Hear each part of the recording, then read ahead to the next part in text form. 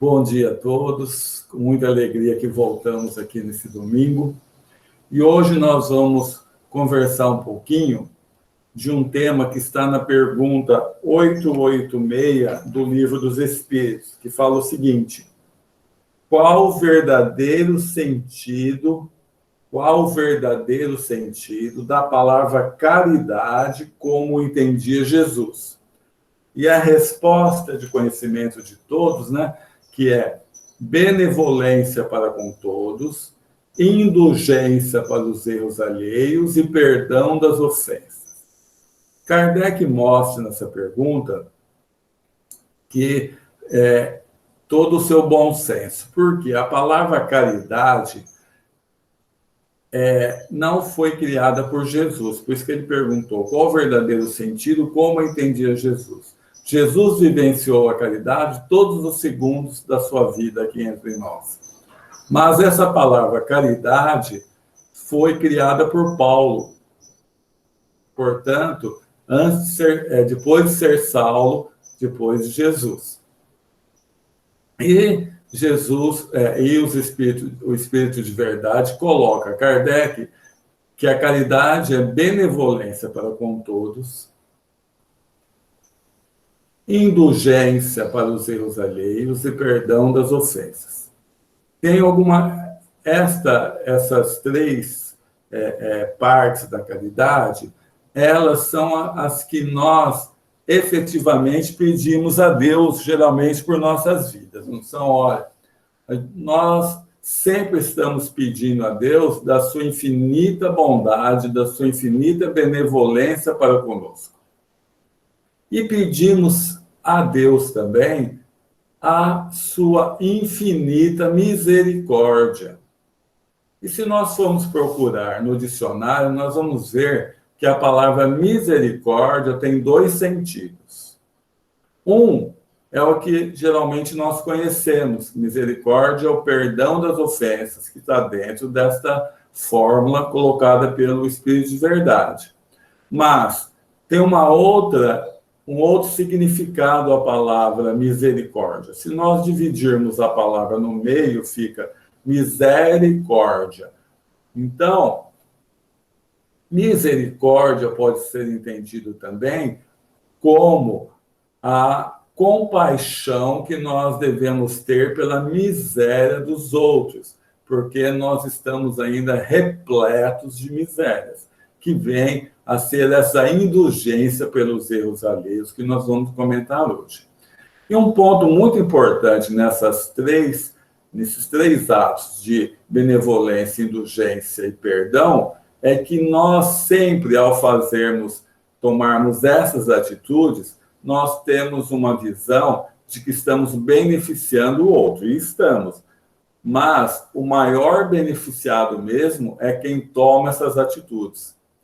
Então, essas três atitudes têm isso em comum. Nós achamos que estamos beneficiando aquele que é alvo de nossa atitude, mas, na verdade, o maior beneficiado somos nós mesmos. Deus tem o poder de tudo.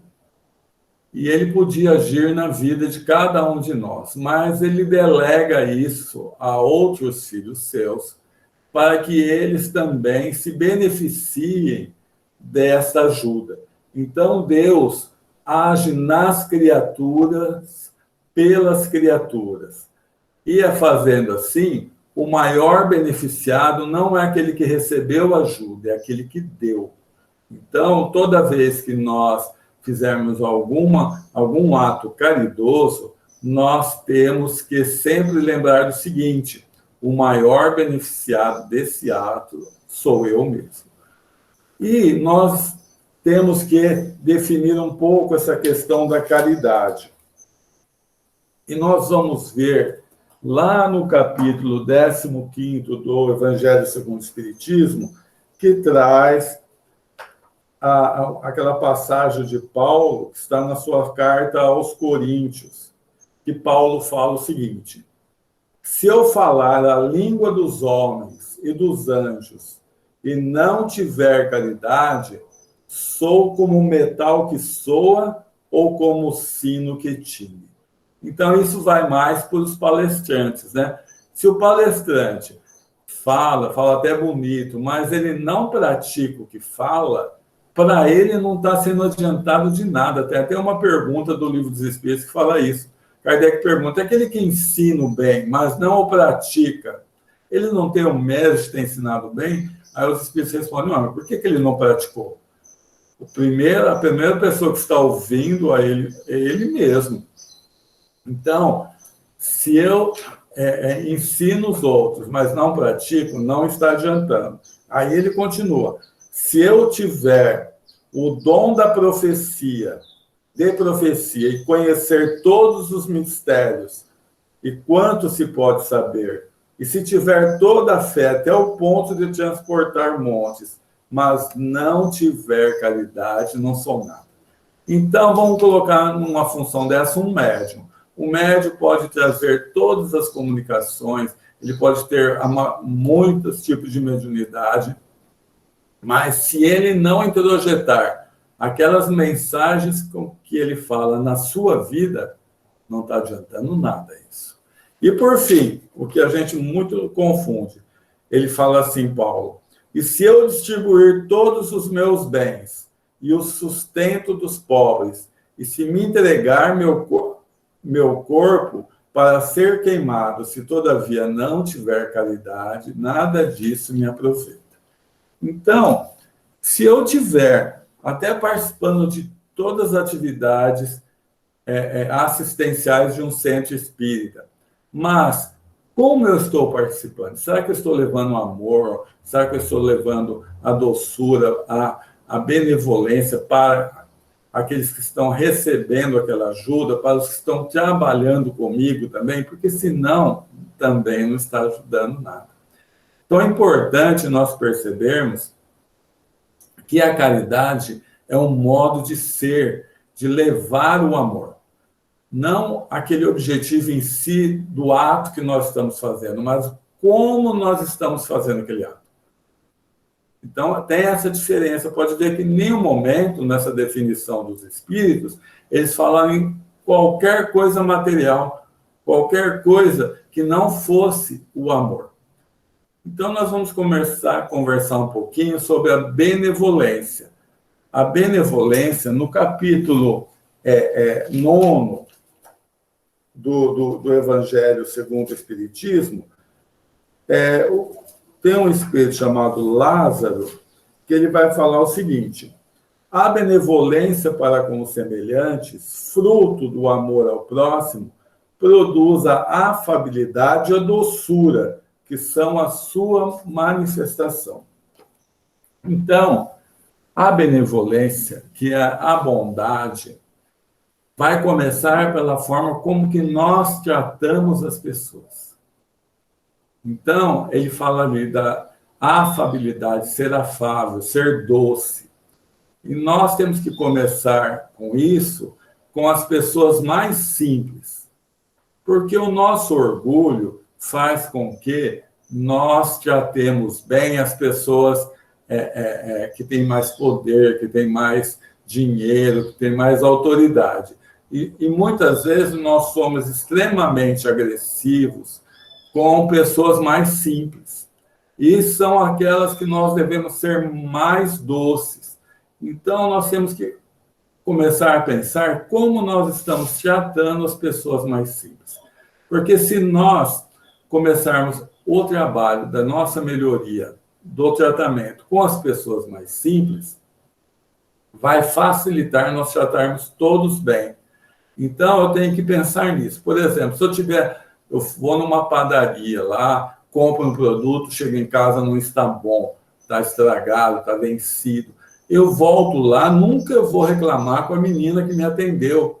Então, eu vou falar desse problema com o dono da padaria, com o gerente, porque só de falar com o dono, com o gerente, eu vou ter um pouco mais de cuidado do que se eu falasse direto com a menina que me vendeu. Então, isso é um treinamento de nós procurarmos ser mais doces, mais afáveis com as pessoas com que nós convivemos. E nós sempre colocamos isso, que no centro espírita é mais fácil nós sermos assim. Por que no centro espírita é mais fácil nós sermos assim? Primeiro, porque a vibração dentro do centro espírita é muito harmoniosa, então facilita esse nosso empreendimento. E a segunda razão é que dentro de um centro, nós, entre aspas, se tornamos santos, nós procuramos ser o melhor que somos. No serviço tem aquela questão que eu sempre coloco, de ser minimamente educados, porque nós corremos o risco de ser despedidos.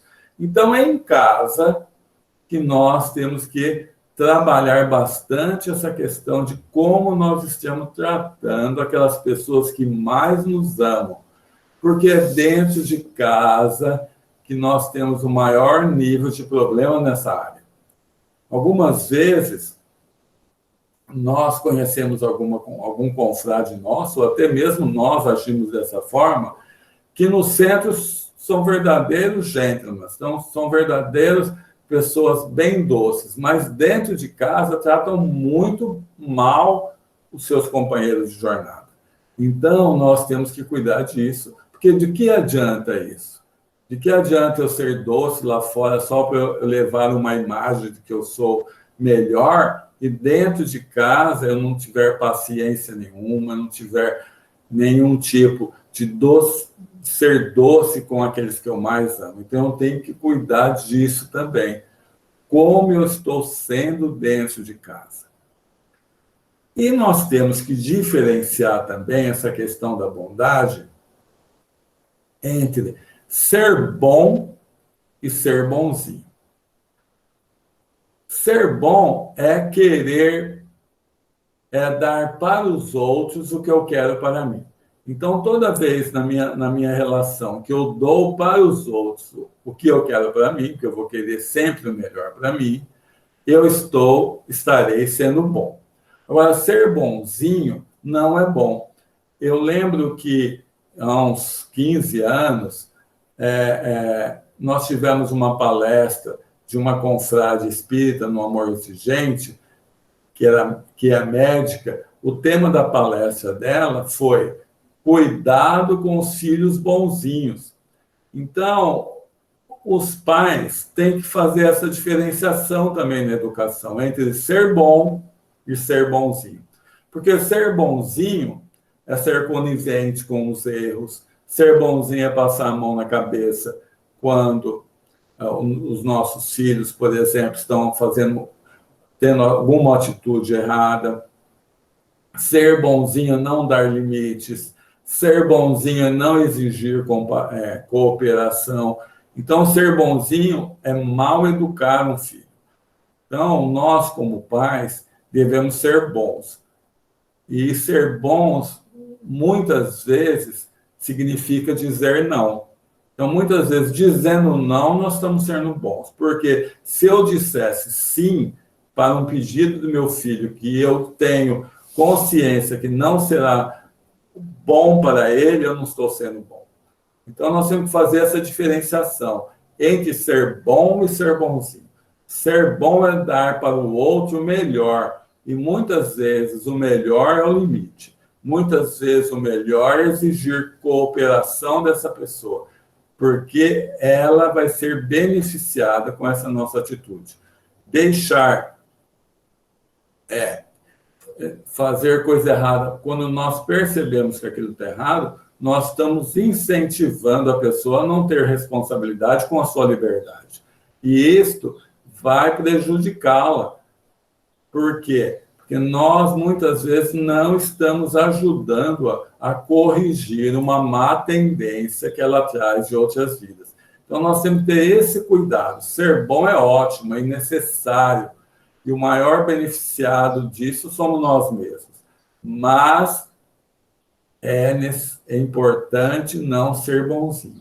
Então, vamos definir essa questão da benevolência. A benevolência é a forma como nós fazemos as coisas.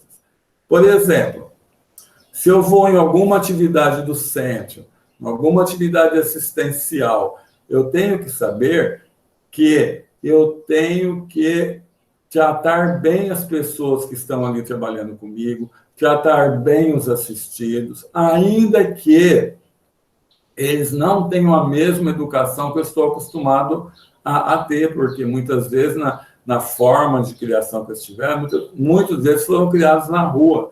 Então, o nível de educação deles é muito... não tiveram nenhum ensinamento nessa área. Então, eu vou ter mais cuidado, eu vou ser mais condescendente, eu vou ter mais paciência. Então, é isso. A benevolência passa por isso também. A forma como eu faço, a forma como eu ajo em alguma atividade, não a atividade em si. Porque eu posso, por exemplo, se meu centro tem sopa, serve sopa, eu posso ter servido sopa a vida inteira, ter colaborado lá na cozinha a vida inteira, mas se eu não me tornei melhor nessa atividade, de que me adiantou? Eu posso fazer palestras a minha vida inteira também como espírita, mas se eu não introjetei aquele ensinamento, de que adiantou? Eu posso ser médium a vida inteira, mas se eu não coloquei em prática o fruto daquelas comunicações para a qual eu dei a minha mediunidade, de que adiantou? Então, todas essas atividades só têm o objetivo de me tornar melhor. Se eu não me tornei melhor, a atividade não me adiantou quase nada. Então, é importante nós refletirmos sobre isso. Sobre indulgência. Indulgência para os erros alheios. Como eu falei no início, a palavra misericórdia tem duas finalidades. Tem dois significados. E um deles é a compaixão que nós temos que ter com a miséria dos outros. Nós se acostumamos muito a ver o defeito de outras pessoas. É o que Jesus falou. Por que vês a trave? A trave é vamos dizer, se fosse um palito de sorvete no nosso olho. Por que vês na verdade, é o contrário. Por que vês o cisco no olho do outro e não vês a trave no vosso olho? Então, nós temos que ter muito cuidado com isso. Nós se acostumamos a ver o defeito de outras pessoas. E, ao fazer isso, o que nós estamos aprendendo? Somente coisas ruins. Então, nós temos que trocar esse nosso tipo de atitude. No livro O Ser Consciente, Joana de Anjos coloca um capítulo chamado Elementos da Fuga do Ego. O nosso ego, para proteger a nossa persona, como nós somos aqui na Terra, algumas vezes ele faz com que nós façamos algumas atitudes inconscientes para que as pessoas não percebam as nossas misérias, nossas dificuldades. Uma desses elementos de fuga do ego é a projeção. A projeção é muito comum entre marido e mulher. O que é projeção? É quando eu projeto meus defeitos no outro e acuso o outro. O marido e mulher faz muito isso. Então, a hora que nós, numa briga, sem nós percebermos, nós estamos colocando todas aquelas nossas dificuldades no outro e apontando no outro. Então, toda vez que eu tiver, principalmente nesse caso, marido e mulher, que é mais evidente, mas em todos os casos da vida, que eu estiver apontando o dedo, a primeira coisa que eu tenho que olhar, onde está isso em mim? Todo defeito que eu enxergo no outro, eu tenho. Edson, então eu não posso saber o que é certo e errado? Não, eu tenho que saber o que é certo e errado.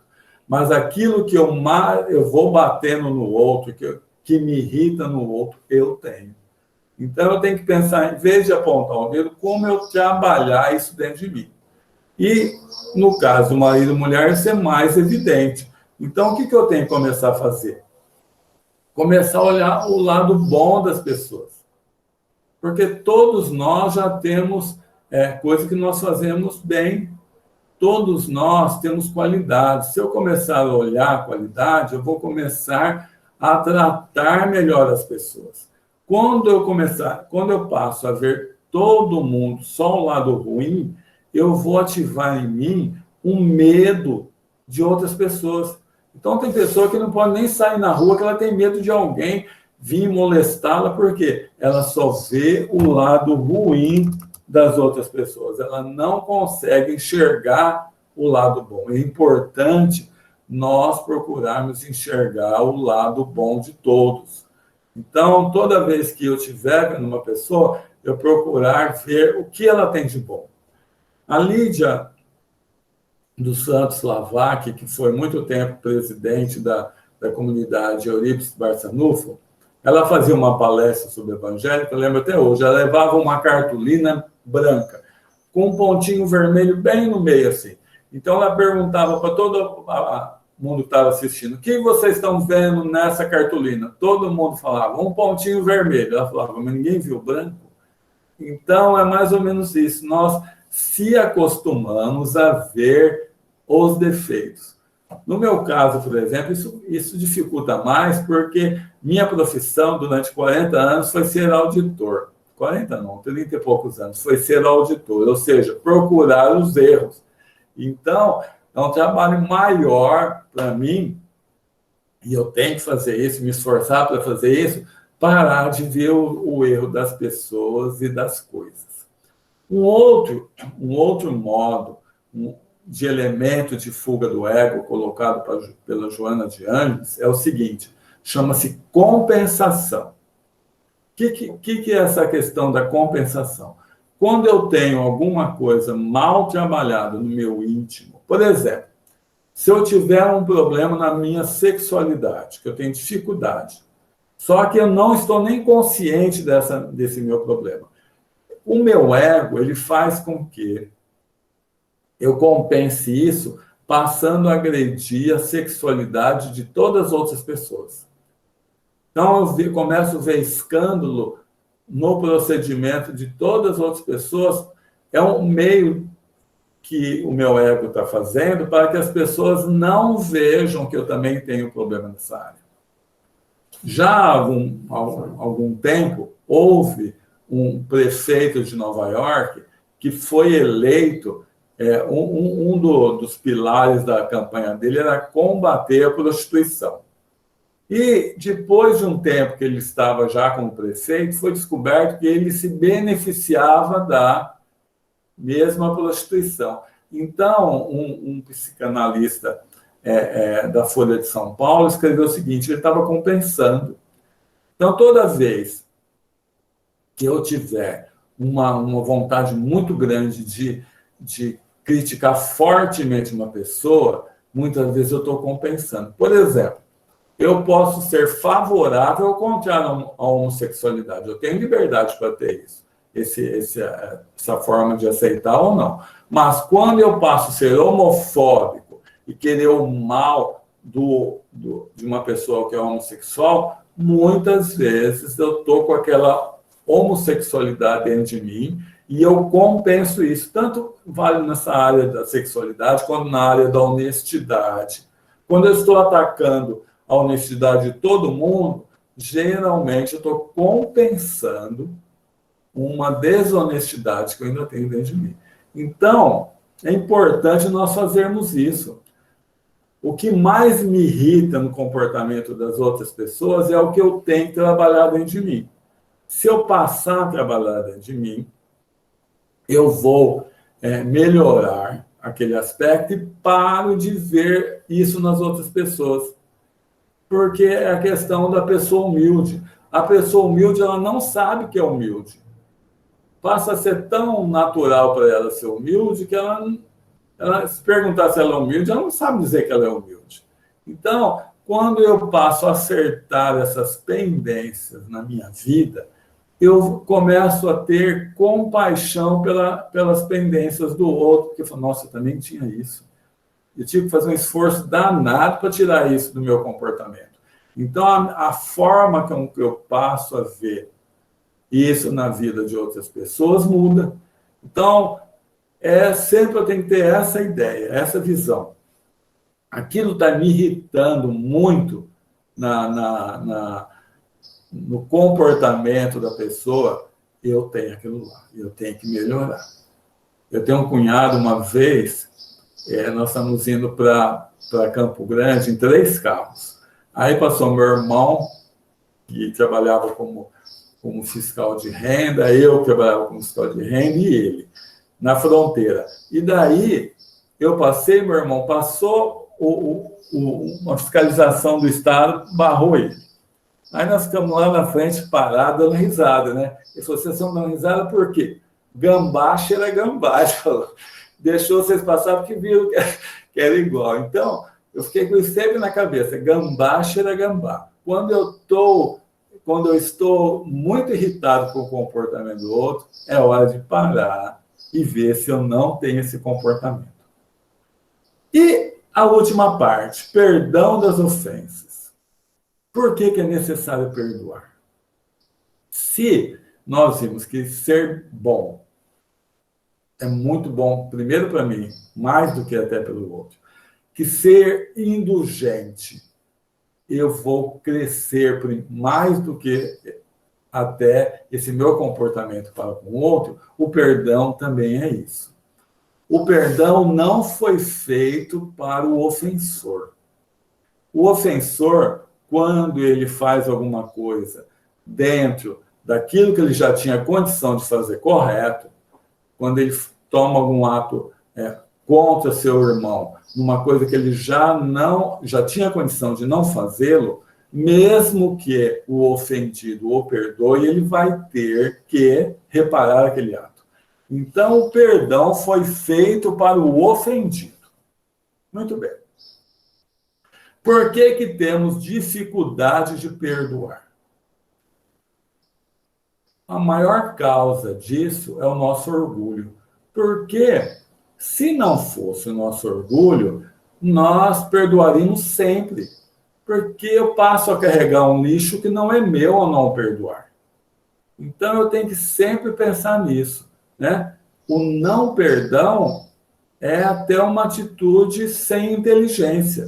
Mas eu só levo essa atitude em virtude do meu orgulho. Onde já se viu essa pessoa ter feito isso comigo? Quem ele pensa que é? Então, o meu orgulho que impede.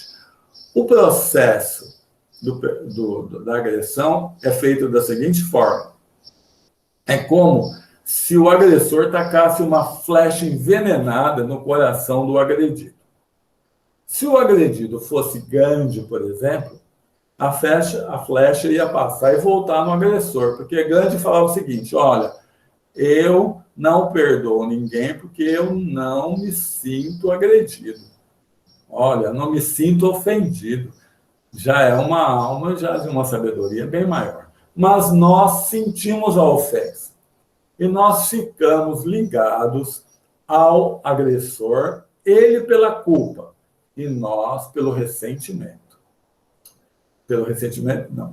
Pelo ressentimento, pela mágoa. Isso que faz o processo dessas obsessões, que muitas vezes demoram. A pessoa ficou no plano espiritual 500 anos. Como ele acha o ofendido, o ofensor? Ele acha o ofensor porque o ofensor ainda está com a culpa e ele não perdoou. Então, a hora que nós recebemos uma agressão, nós temos algumas coisas que nós podemos fazer. A correta é perdoar. Porque ao perdoar, eu me desliguei do problema e deixei com o outro. Agora, as atitudes ruins que nós podemos ter. A mais grave, vingar-se. Porque a vingança nos torna piores do que o agressor original. As pessoas até falam aí fora o seguinte, que a vingança é um prato que se come frio. Por que é um prato que se come frio? Porque muitas vezes o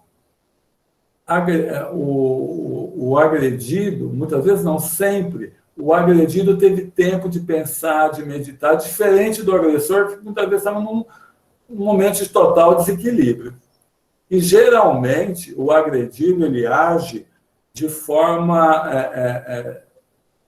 traiçoeira, ele vai por trás falando mal da pessoa. Então, o o ato de vingança nos torna pior do que o agressor. E muitas vezes nós estamos nos vingando, principalmente dentro de casa. Geralmente, dentro de casa, nós não percebemos, mas muitas das nossas atitudes são vinganças. A pessoa faz alguma coisa e eu me vingo quase que imediatamente. Então, nós temos que parar com isso, que é o pior ato que nós fazemos no tocante a esse assunto.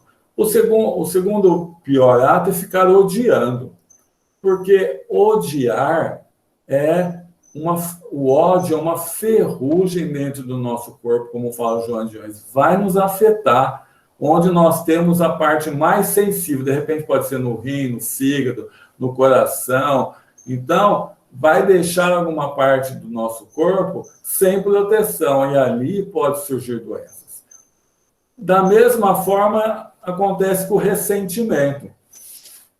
A própria palavra mostra isso. Ressentir é eu sentir de novo. Então, toda vez que eu não perdoo e eu lembro do fato, é como se a pessoa estivesse me agredindo naquele momento. E isso vai acabar me gerando uma doença grave. Então, eu tenho que fazer um esforço para o perdão. No livro Renovando Atitudes, Hamed ensina algumas sequências que nós podemos fazer para facilitar o processo do perdão. A primeira coisa que ele fala é que nós devemos desligar-se do agressor. Por quê? Porque quando uma pessoa faz alguma coisa para nós ficamos constantemente pensando naquilo, pensando na pessoa, e começamos a criar quase que uma novela dentro da nossa mente. Vai acontecer isso, não vai acontecer isso com aquilo, sempre um processo até mental de vingança. Então, eu vou desligar-se daquela pessoa, vou ficar longe dela. Lógico que isso, eu sempre brinco, é mentalmente, porque algumas vezes essa pessoa dorme na mesma cama com a gente, não dá para ficar distante fisicamente, mas eu vou fazer um esforço danado para parar de pensar nela. Isso é o primeiro ato que vai facilitar meu processo de perdão. A hora que eu conseguir fazer isso, eu vou pensar naquele ato em si. Geralmente, nós... eu já até falei isso aqui, vou repetir. Uma vez eu vi no Facebook uma mensagem que aparecia, primeiro, a Terra vista do espaço, aquela coisa mais linda. Embaixo escrito assim, a Terra com você. Depois, a mesma imagem da Terra muito linda, a Terra sem você. O que isso queria dizer? Nós não temos toda essa importância que nós achamos que temos na vida de outras pessoas. Então, muitas vezes, a pessoa está brava com ela mesma. Ela está brava com outro problema. Não tem nada a ver conosco. Não tem nada a ver conosco. Só que nós introjetamos aquilo lá como se fosse com a gente. Então, ao refletir melhor, muitas vezes eu descubro isso. Eu sempre falo assim, muitos homens, nas quais, infelizmente, eu me incluo, ficam extremamente irritados, até com ódio, quando o time de futebol dele perde. Então, se a mulher chega e vê ele daquele jeito, ela pode achar que é com ela, não é. Tem nada de ver, é com aquela situação do time de futebol. É lógico que ele tem que melhorar, mas esse entendimento do outro, de que o agressor estava numa situação que não tem nada a ver com ele, ajuda muito. Porque facilita meu processo de perdão. E eu posso pensar assim também, poxa vida, essa pessoa me magoou. Vamos dizer que eu chego à conclusão que ela realmente me magoou, me ofendeu. Mas, de outras vezes, ela me tratou muito bem, ela sempre me tratou bem. Por que eu vou ficar sem perdoá-la num ato dela, sendo que durante muito tempo ela sempre foi boa comigo, eu estou deixando de ver esse lado bom dela. Então, isso vai facilitar meu processo de perdão. Então, analisando, peço para Deus me dar força para que eu consiga perdoar. E nesse processo de perdão também eu posso fazer o seguinte, começar a orar por aquele que me ofendeu, porque orar é mais fácil que perdoar. Então eu começo a desejar o bem para ele, para os seus entes queridos. Então isso tudo vai facilitando o meu processo de perdão. Então eu tenho que me esforçar para isso. Porque carregar ressentimentos é um peso muito pesado na nossa vida. Então, eu tenho que deixar esse peso de lado. E algumas vezes nós carregamos esse peso desde a infância. Tem situações que nós deixamos de perdoar na infância que até hoje nos afetam. Então, se for preciso, colocar no caderno. Ó, tem que perdoar esse, tem que perdoar esse, tem que perdoar. E esforçar. Começa pelos mais fáceis. Vai perdoando. Mas dentre esses, os mais urgentes, talvez não os mais fáceis, mas os mais urgentes, é o perdão que nós devemos ter aos nossos pais. Porque os nossos pais, quando nós guardamos mágoa, ressentimento de um pai, de uma mãe, isso dentro de nós é antinatural. Porque só do pai nos ter dado oportunidade de viver, já nós temos no íntimo que nós vamos ter que ser agradecidos por ele pela eternidade. Então, quando nós estamos guardando mágoa de um pai e de uma mãe, isso nos afeta demais. Então, é preciso perdoar. Porque, por pior que tenha sido o pai e a mãe, ele nos deu essa oportunidade de crescimento, de resgatar nossas faltas, trabalhar nossas más tendências. Então, nós temos que trabalhar esse perdão ao pai e à mãe primeiro, para que eu já não enfrente problemas mais graves. Agora, nós temos que tomar cuidado do seguinte, como eu já falei lá no tocante à benevolência, perdão não é ser conivente com atitudes erradas, passar a mão na cabeça de quem está fazendo coisa errada e, principalmente, não é se deixar agredir. Nós não devemos nos deixar agredir. Nós temos que aprender o seguinte, a defender o nosso nível de liberdade. Olha, sua liberdade, meu filho, vem até aqui. Daqui para cá, você está entrando na minha liberdade de ficar em paz. Então, se tem uma das coisas que muitas vezes nós fazemos, chama-se deslocamento da raiva. Por exemplo, um homem está no seu serviço e ele o patrão ou o chefe dá uma bronca nele. Ele não consegue, muitas vezes, trabalhar aquela situação, porque ele tem medo de ser mandado embora, ele tem medo de ser punido. Mas ele ficou com aquela raiva introjetada. E algumas vezes ele desloca. A hora que ele entra na casa, ele solta tudo aquilo em cima da mulher, dos filhos, do cachorro, de todo mundo. Então, nesse momento que ele fez isso, não adianta falar, porque é jogar lenha na fogueira. Mas no dia seguinte, meu filho, vamos sentar aqui, vamos conversar. Olha, o que você fez ontem não está certo.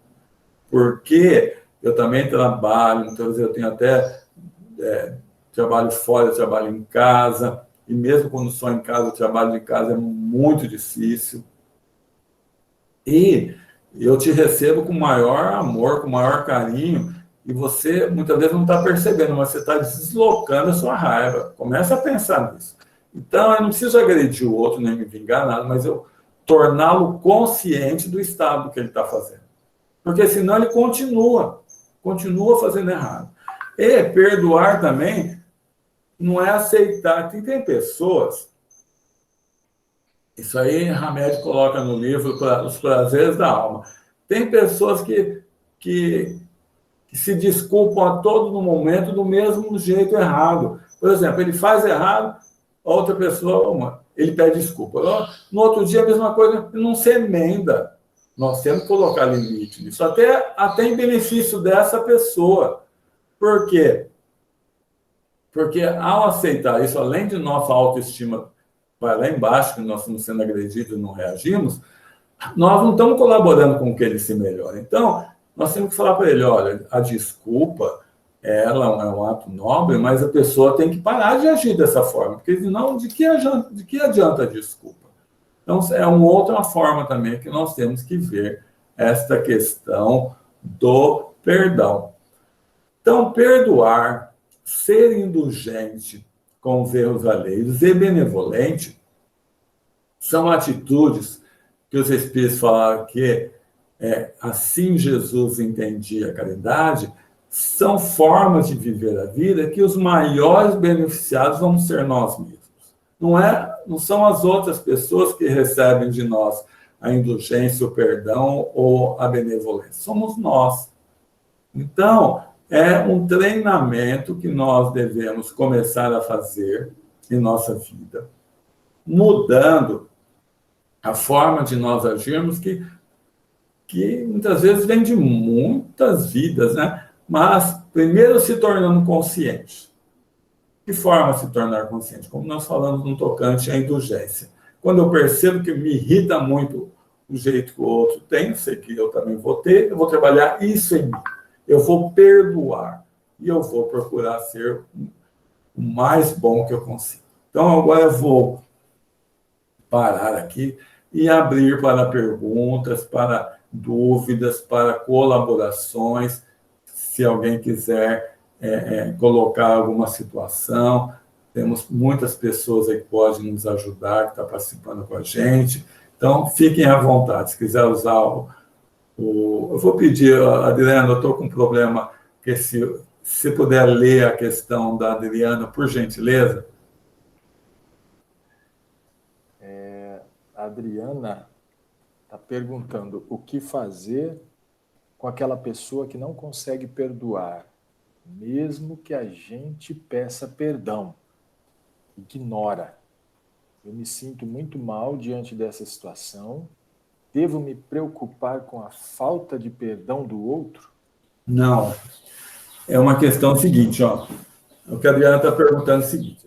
Vamos dizer, eu agredo alguém consciente ou inconscientemente. Eu vou lá, peço perdão e paro de fazer aquilo, porque senão vai aquela questão da desculpa. Eu não posso perdoar e continuar fazendo a mesma coisa. Mas eu já fiz o meu ato de perdoar. Se for alguma coisa que eu tenho que reparar, por exemplo, se eu causei algum prejuízo para a pessoa, eu vou e reparo aquele prejuízo. Mas se eu já fiz isso, e mesmo assim a pessoa não perdoou, o problema é dela. Ela que vai ficar com o lixo no coração. Eu não tenho como fazer nada sobre isso. Então, eu posso até entender. Falar, olha, ele não aprendeu isso ainda. Para mim, isso é um pouco indulgente com essa dificuldade dele. Mas não jogar mais nada em mim sobre isso daí. Porque eu me perdoar essa questão. Hoje não deu tempo de falar sobre isso, mas é muito importante nós cuidarmos do nosso auto-perdão. O auto-perdão passa pelo seguinte: errei, me arrependi, reparei. Se eu fiz essas três... errei não, né? Se eu cometi o erro, mas se eu fui lá, me arrependi, depois reparei o erro, fecho o livro para trás. Esquece, deixa o problema com o outro. Não tem como, eu não posso entrar dentro do coração do outro. E não adianta ficar pedindo muita desculpa, porque ele não vai. Eu já fiz o ato de pedir desculpa, já reparei, deixa com o outro. Eu acho assim, se alguém tiver alguma outra opinião. Edson, esclarece um pouquinho mais sobre o auto-perdão, por favor. Eu sei que você vai falar isso em outra ocasião, Tá. Mas, por favor, fiquei um pouquinho em dúvida do que seria isso aí. Desculpa. Não, mano, ótima colocação, Adriana. Obrigado. Olha, se nós temos dificuldade de perdoar os outros, muito maior a nossa dificuldade de se perdoar. E, ao não nos perdoarmos, o que vai acontecer? Nós vamos gerar dentro de nós um sentimento muito perverso chamado culpa. E a culpa, por que é perversa? Por que é perverso esse sentimento? Porque ela nos prende lá no passado, não nos deixa viver o presente, e muitas vezes nós ficamos com medo que Deus vai nos castigar no futuro. Só que nós não percebemos que nós mesmos estamos nos castigando, nos auto-obsediando, nos auto-punindo. Então, eu tenho que trabalhar isso. De que forma? Toda vez que eu erro, a primeira coisa que eu aprendo de bom é me arrepender, que é diferente de temer consequência. Temer consequência é importante antes de eu fazer o ato. para que eu consiga barrar minhas más tendências. Mas depois do ato, eu tenho que me arrepender. Então, eu vou me arrepender. Puxa vida, eu já tinha condição de não fazer isso. Por que eu fui fazer isso? Me arrependi. Mas eu tenho que reparar. Lá atrás, não dá para mudar nada. Mas hoje dá. Então, por pior que eu acho que eu tenha feito no passado, tudo dá para reparar fazendo bem, não sofrendo. Então, aquela lei de Italião que Moisés colocou, né, olho por olho, dente por dente, Jesus aboliu isso quando ele falou assim, ó, os antigos falavam olho por olho, dente por dente, e eu vos falo para não resistir ao mal. Então, o que nós temos que fazer é o seguinte, por que eu vou esperar a dor chegar para me reparar aquele ato? Porque se eu não reparar pelo amor, a dor vem, não como um castigo, porque Deus não castiga, mas como uma forma de eu tirar da minha consciência aquilo. Mas eu posso fazer o ato contrário, sempre dá. Por exemplo, eu coloco uma coisa que eu vou até repetir aqui, acho que é a terceira ou a quarta vez, mas que eu acho bastante didático, porque é uma coisa que muitas pessoas não veem solução. Por exemplo, uma mulher tem um aborto. Por que ela fez o aborto? Muitas vezes ela estava numa situação de desespero, ela não via saída e cometeu o aborto. Se ela for evangélica, se ela for católica, ela já se acha no inferno. Mas se ela for espírita, ela se acha no umbral já, e pior do que se achar no umbral, ela vai introjetando aquela culpa e pode gerar alguma doença grave. Então, o que fazer numa situação dessa? Primeiro, peça para Deus, mande essa criança de novo. Eu vou aceitar ser mãe dela. Olha, vou reparar pelo amor. Ah, não pode, essa criança não pode vir, mas vem outra que eu vou dar o mesmo amor. Ah, eu não posso ficar grávida, então eu vou adotar. De alguma forma eu vou reparar isso. Ah, meu marido não quer que eu adote, então eu vou trabalhar uns 10 anos num abrigo de criança. Quer dizer, eu procuro pelo bem reparar o mal. Sempre esse mecanismo. Sempre esse mecanismo. Então, nós vemos muito isso na obra de André Luiz. A gente estava até falando sobre isso esses dias. No livro A Vida Continua, tem uma pessoa que, numa caçada, o último livro da série André Luiz, ele tira a vida de uma pessoa para ficar com a mulher dele. Finge que errou o tiro e tira a vida. Então, aquela pessoa estava obsediando o que tirou a vida dele. Então, o que os espíritos fizeram para arrumar aquela situação? Eles intuíram a mulher do que assassinou, que era a mulher do que foi assassinado, a adotar. Ela já não tinha condição mais de ter filho, porque ela já estava numa idade avançada. Adotar uma criança. E ela convenceu o marido a adotar e ele aceitou. Quem que foi adotado? Justamente aquele espírito. Ele nasceu de uma outra mãe em situação muito difícil e os espíritos intuíram a mulher e quem tirou a vida dele a adotar. Quer dizer, deram a vida de novo, repararam.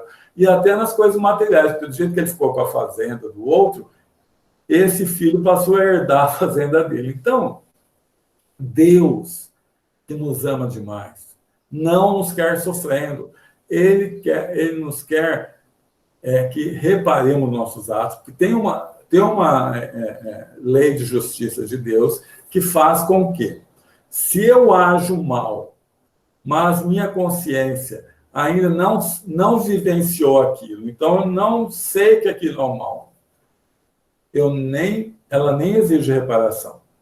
Mas, a partir do momento que eu já vivenciei aqueles fatos e eu tinha condição de agir correto, ela exige reparação dentro da lei de justiça de Deus.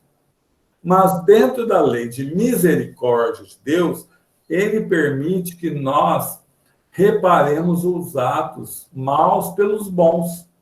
Compense. Então, é muito importante nós, a todo momento, pensarmos em fazer o bem. Porque Deus é tão bom conosco, mas tão bom conosco, que Ele vai colocando situações que, se eu fizer o bem, eu reparo o mal. Eu nem percebo isso, mas eu tenho que estar atento. E se eu fizer o bem, eu reparo o mal. Então, eu já vi pessoas muito que estavam ligadas a Deus e trabalhar na hora ajudar uma pessoa a não tirar a própria vida.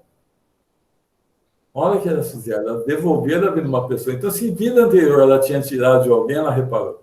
Olha como Deus é bom. Uma vez aconteceu isso no presídio. O pessoal veio falar com a Regina e comigo que naquela semana um moço estava tentando tirar a vida. E os 4 ali que estavam com a gente ficou em cima dele até ele desistir. Aí eu falei para eles, vocês não souberam, vocês não sabem o que vocês fizeram. Nós nunca perguntamos para vocês por que vocês estão aqui. E nem vamos perguntar. Mas se algum de vocês um dia tirou a vida, nesse momento vocês devolveram. Então, como Deus é bom, ele nos deixa pelo bem arrumar o mal, e aí eu me perdoo e fecho o livro, eu não vou pensar mais nisso. Acho que deu uma resumida e ficou bom essa questão do auto-perdão. Edson. Pois não. Posso contribuir um pouco? Pois não, fala um pouquinho mais alto, só, Adriano.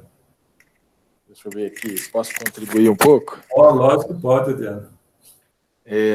Primeiro, falando daquele exemplo que você deu lá do último livro do André Luiz, E a Vida Continua, esse filme tem no Netflix, isso tem um filme. Sim. Então, quem quiser assistir, é uma obra muito boa e tem uma trama aí de resgates e de oportunidades muito boa. Esse é um filme muito legal. E além do livro, né? Quem gosta de leitura.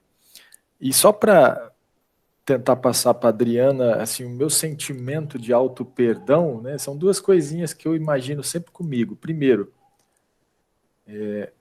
Deus, como você falou, bem frisado, Deus é misericordioso, quer dizer, ele nos renova a oportunidade sempre, sempre, ele que é o nosso Pai. Nós que somos filhos, vamos fechar as portas para a gente, né? Vamos ficar remoendo, vamos ficar pisando sempre no mesmo lugar, quer dizer, então vamos lembrar que Deus é o Pai e é misericordioso. A cada momento ele vai renovar a oportunidade. E exatamente a lei do progresso, né? Que é a lei do progresso que vai me explicar que no momento eu não sou perfeito ainda. Eu cometo erros, mas através do meu esforço amanhã eu já vou estar um pouquinho melhor, eu vou conseguir fazer as coisas um pouquinho melhor. E aí eu vou trabalhando dentro de mim esse sentimento, né? Eu me aceito como imperfeito ainda e erro, e ao mesmo tempo Deus renova a oportunidade a cada momento, não é só a cada reencarnação, né? A cada momento, como você bem colocou. Então, trabalhar esse sentimento dentro da gente, o auto-perdão vai funcionar, vai fluir de uma forma muito positiva. Só isso que eu queria colocar. Muito obrigado, viu, Adriano? Acho que você já pode terminar. Então, obrigado a todos.